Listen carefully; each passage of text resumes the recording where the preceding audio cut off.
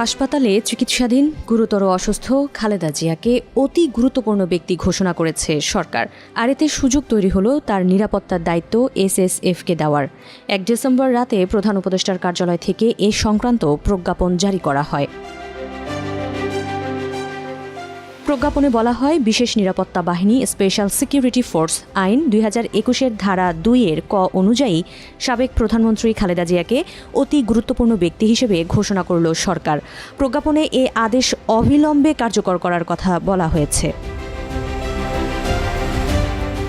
এর আগে ২০০৮ সালের নির্বাচনের আগে বিএনপি চেয়ারপারসন খালেদা জিয়া এবং আওয়ামী লীগের সভাপতি শেখ হাসিনাকে কিছু সময়ের জন্য অতি গুরুত্বপূর্ণ ব্যক্তি ঘোষণা করেছিল ওই সময়ের সেনা সমর্থিত তত্ত্বাবধায়ক সরকার।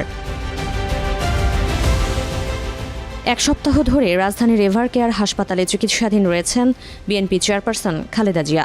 বিএনপি চেয়ারপারসন ও দেশের সাবেক প্রধানমন্ত্রী খালেদা জিয়ার দ্রুত সুস্থতা কামনা করেছেন ভারতের প্রধানমন্ত্রী নরেন্দ্র মোদি।